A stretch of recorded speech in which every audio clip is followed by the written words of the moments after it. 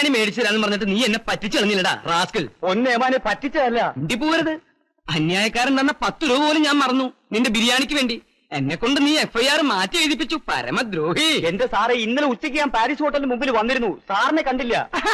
അത് നീ വല്ല സ്കൂൾ മാഷ്മാരോട് പറഞ്ഞാൽ മതി, അവര് വിശ്വസിക്കും. പോലീസുകാർ തലച്ചോറുള്ളവരാ. ഉച്ചയ്ക്ക് 12 മണി മുതൽ ഉച്ച തിരിഞ്ഞ് 3 മണി വരെ ഞാൻ പാരീസ് ഹോട്ടലിന് മുമ്പിൽ കാത്തുന്നതാ, തീ പാർന്ന വെയിലത്ത്. പറയുമ്പോ എനിക്ക് വേദനയുണ്ടടാ. ഡേ, ഇന്ന് പ്രായച്ചിത്തം ചെയ്യാതെ നിന്ന് ഇവിടുന്ന് വിടുന്ന പ്രശ്നമില്ല. ഇന്ന് എനിക്ക് ബിരിയാണി മാത്രം പോരാ, വീട്ടിലേക്ക് പാർസൽ വേണം. നടക്കണ പാരീസിലേക്ക്.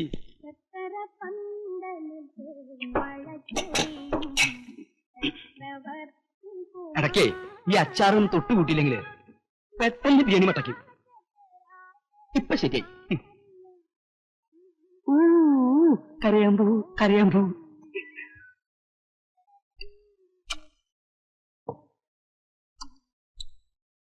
കോഴിയുടെ വേഗത്തിൽ കൂടിയോ എനിക്കൊരു സംശയം. നമ്മളെ പാഴ്സൽ റെഡിയോ? സാറേ, എടുത്തോണ്ടിരിക്കുക.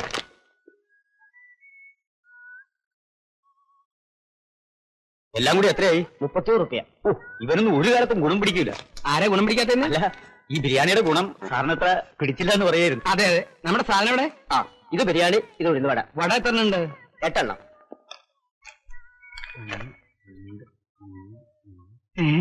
ഇല്ല സാറേ. എന്റെ ഭഗവാനെ, എന്ത് പറ്റി സാർ? 41ാം ചരമദിനം. മോഹൻദാസ്, ശ്രീദേവി. സ്നേഹസ്മരണകളോടെ മീര, മായ, മനു, മഞ്ജു. എന്താണ് ഈ കേൾക്കണത്?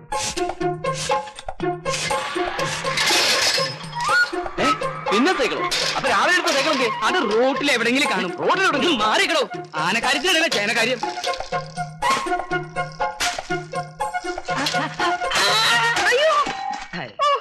മനുഷ്യനെ സൈക്കിൾ എടുത്ത് കൊല്ലാൻ നോക്കുവാന്നോ? സൈക്കിൾ അല്ല, പാറ്റൻ ടാങ്ക് വന്നിടിച്ചാലും നീ ചാവില്ല ശാന്തേ. ദേ ഇത് കണ്ട, എന്റെ പെങ്ങള് ശ്രീദേവിയും ഭർത്താവും മോഹൻദാസും ചരമം പറഞ്ഞുന്ന്. പത്രം വായിക്കാത്തതിന്റെ ദൂഷ്യം എനിക്ക് ഇപ്പോഴാ മനസ്സിലായത്. ചാവടി യന്ത്രം കഴിഞ്ഞിട്ട് ദിവസങ്ങൾ ഒരുപാടായി. നോക്കട്ടെ. ഇത് എങ്ങനെ സംഭവിച്ചു? രണ്ടുപേരും ഒന്നിച്ചേത്തോ? വല്ലവരും തല്ലിക്കൊന്നതാവും, അല്ലെങ്കിൽ വല്ല വിഷം കഴിച്ചതോ കെട്ടിയതോ ആവും. എനിക്കിതൊന്നും അറിയാൻ പാടില്ലല്ലോ ശാന്തേ. നമ്മളെപ്പോലെ ആത്മഹത്യ ചെയ്യേണ്ട കാര്യമൊന്നും അവർക്കില്ലല്ലോ. പട്ടിണിയുണ്ടോ, പണക്കുറവുണ്ടോ? കൊച്ചിയിൽ ഇഷ്ടം പോലെ കെട്ടിടങ്ങള്, ലോകം മുഴുവൻ ചെമ്മീൻ കയറ്റി വയ്ക്കാനുള്ള ഫാക്ടറി, പിന്നെ എസ്റ്റേറ്റ്, ഫിഷിംഗ് ബോട്ട്. എന്റെ പേടി ഇപ്പൊ അതൊന്നുമല്ല.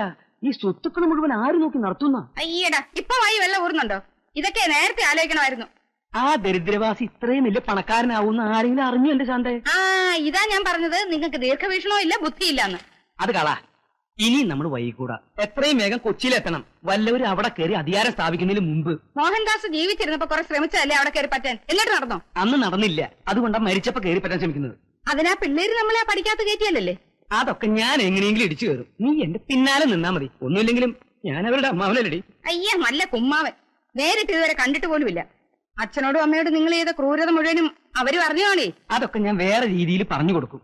ഇനി ഇപ്പൊ ഇത്തിരി നാറിയാലും അത് ഞാൻ അങ്ങോട്ട് സഹിക്കും. ഇപ്പൊ ഉള്ളതിനേക്കാൾ കൂടുതൽ നാറരുതെന്ന് എനിക്ക് പ്രാർത്ഥനയുള്ളൂ. ഒരു നല്ല കാര്യത്തിന് ഇറങ്ങുമ്പോ തടസ്സം പറയല്ലേ എന്റെ ശാന്തേ.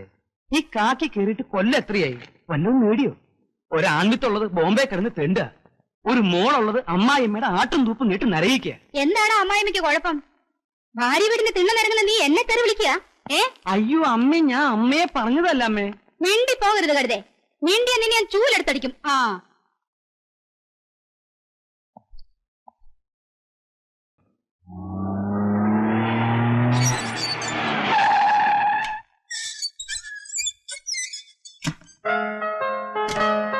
ഒരു മിനിറ്റ് ഇറങ്ങാൻ തരട്ടെ. ഇറങ്ങിക്കോളും. ഇതാണ് ഇതിന്റെ രീതി. ഞാൻ ഡോർ കൊടുക്കും, മോൾ ഇറങ്ങും. തന്നെത്താൻ ഡോർ കൊടുക്കണെങ്കിൽ പിന്നെ ഞാൻ എന്തിനാ? മോളിപ്പം ഈ കമ്പനിന്റെ ഉടമയാ. ആ ചെല്ല്, ധൈര്യമായിട്ട് ചെല്ല്.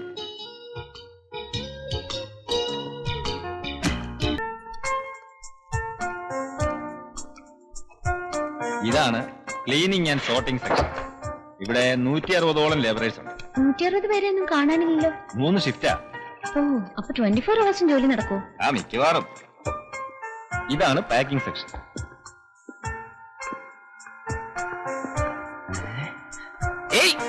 ഒന്ന് നിൽക്കുക ചേട്ടാ, ഒന്ന് പിടിച്ചേ. നിക്കണ്ട, പോരെ, അവര് കുഴപ്പക്കാരാ. ഒന്ന് നിൽക്കാൻ. അയ്യേ, നിൽക്കാൻ പറഞ്ഞപ്പോ കിടന്ന് ഓടുക. പഴയ MD-യുടെ മകള് പുതിയ MD ആയിട്ട് ചാർജ് എടുക്കുന്നു കേൾക്കാൻ തുടങ്ങിയിട്ട് നാള് പറയായേ. മീര ഇങ്ങോട്ട് വന്ന് കയറിയതേ ഉള്ളൂ. നിങ്ങൾ പോയി ജോലി ചെയ്യേ. പിന്നെ സംസാരിക്കാം. വേണ്ട, ഇപ്പൊ തന്നെ സംസാരിക്കാം. മൈ ഡിയർ എം ഡി, നിർഭാഗ്യവന്മാരായ 5 ലേബേഴ്സാണ് ഞങ്ങള്. പഴയ എം ഡി ഞങ്ങളെ സ്ഥിരപ്പെടുത്താന്ന് വാക്ക് തന്നിരുന്നത്.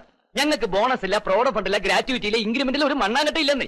എന്നാൽ മറ്റുള്ളവരെ പോലെ ഞങ്ങൾ ജോലി ചെയ്യുന്നുണ്ട്. ഈ പറഞ്ഞ ആനുകൂല്യങ്ങളൊന്നും ഞങ്ങൾക്ക് കിട്ടുന്നില്ല എന്ന് മാത്രമല്ല, ഞങ്ങളുടെ ജോബ് സെക്യൂരിറ്റി വെറും 0%. ഇൻക്ലാബ് സിന്ദാബാദ്.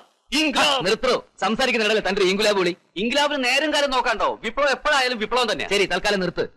അപ്പൊ പുതിയ എം ഡിയുടെ അച്ഛൻ പഴയ എം ഡിയുടെ വാക്ക് പാലിക്കാൻ പുതിയ എം ഡി തയ്യാറാവണം. ഇപ്പൊ തന്നെ, ഈ നിമിഷം തന്നെ ഞങ്ങൾ സ്ഥിരപ്പെടുത്തണം.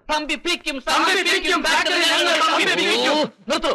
തനിക്ക് കുറച്ചെങ്കിലും കോമൺ സെൻസ് ഉണ്ടോ? 1-2 മുദ്രാവാക്യങ്ങൾ കാണാപ്പാടം പഠിച്ചെന്ന് വെച്ച് അത് എല്ലായിടത്തും കയറി അലർന്നത് ശരിയല്ല. ഡാഡി ഇങ്ങനെ പറഞ്ഞിട്ടുണ്ടെങ്കിൽ നമുക്കത് പിന്നീട് ഡിസ്കസ് ചെയ്യാം. കമോൺ.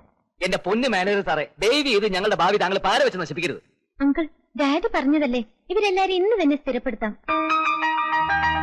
അങ്ങനെ ചെയ്യാം, പക്ഷെ എല്ലാരും നന്നായി ജോലി ചെയ്യണം. ഓ, ഏറ്റു. പുതിയ എം ഡി നീണാൾ വാഴട്ടെ. പുതിയ എം ഡി നീണാൾ വാഴട്ടെ. പുതിയ എം ഡി നമ്മുടെ എം ഡി. പുതിയ എം ഡി നമ്മുടെ എം ഡി. എന്താ മീര ഇതൊക്കെ? നമ്മുടെ എം ഡി. ഇമ്പോർട്ടന്റ് ആയിട്ടുള്ള കാര്യത്തിന് ഇങ്ങനെയാണ് ഡിസിഷൻ എടുക്കേണ്ടത്? തൊഴിലാളി എന്ന് പറഞ്ഞാൽ തീക്കൊള്ളിയാ. തീക്കൊള്ളി കൊണ്ട് തലയൊറിയാൻ പാടില്ല എന്ന് കേട്ടിട്ടില്ലേ? ഡാഡി വാക്ക് കൊടുത്തു. എവിടെ വാക്ക് കൊടുത്തു? നുണയല്ലേ? ഇവനെയൊക്കെ സ്ഥിരപ്പെടുത്തിയാൽ അടുത്ത നിമിഷം ഫാക്ടറിയുടെ ഗേറ്റിന് മുന്നിൽ കൊടി പൊങ്ങും. മാത്രമല്ല, ഇപ്പൊ തന്നെ ഇവിടെ ലേബറേഴ്സിന്റെ എണ്ണം വളരെ കൂടുതലാ. അതൊക്കെ പോട്ടെ, ഡിസിഷൻ എടുക്കുന്നതിന് മുമ്പ് എന്നോടൊരു വാക്ക് ചോദിച്ചു. Sorry uncle. അങ്ങനെയാണെങ്കിൽ അവരെ സ്ഥിരപ്പെടുത്തണ്ട. അവൻ പറഞ്ഞത് കേട്ടില്ലേ? ഞാൻ അവന്റെ ഭാവിക്ക് പാര വെക്കുകയാണെന്ന്. ഇനിയിപ്പോ ഡിസിഷൻ മാറ്റിയാൽ അവർ എന്റെ തലയെ കാണാൻ വരും. എങ്കിൽ സ്ഥിരപ്പെടുത്താം uncle. Oh Meera, you please use your common sense, your brain. I am very sorry uncle. Okay, I shall deal it.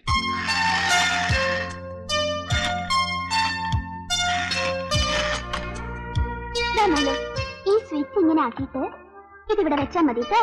മായ, ഈ ഹരലോൺ ഞാനിത് കാണിച്ചു കൊടുക്കല്ലേ. മഞ്ജുവിനെ ഏതെങ്കിലും സ്പെഷ്യലിസ്റ്റിനെ കൊണ്ട് നോക്കിക്കുന്ന കാര്യം അങ്കിളിനോട് സംസാരിച്ചോ? ഒന്നും സംസാരിക്കാൻ പറ്റിയില്ല. കൺസൈൻമെന്റും ക്യാച്ചും 16-20 ഒക്കെ ആയിരുന്നു സബ്ജക്ട്. ഒരു പിടിയും കിട്ടിയില്ല. And everybody wants me to take decisions. ഒന്ന് ഓർത്തു നോക്കിയേ. മെയിൻ ഇഷ്യൂ ഇതൊന്നുമല്ല. എൽസി ഇതുവരെ ഓപ്പൺ ചെയ്തിട്ടില്ലാത്രേ. എൽസിയോ? ഏതെൽസി? ഏതെൽസി അല്ല, ഇത് ബാങ്കിന്റെ എന്തോ കുണ്ടാമണ്ടിയാ. 8 കൊല്ലത്തെ പ്രശ്നമല്ലേ ഉള്ളൂ. അപ്പോഴേക്കും എനിക്ക് 18 തികയും. പിന്നല്ല എനിക്ക് ചെയ്യാലോ.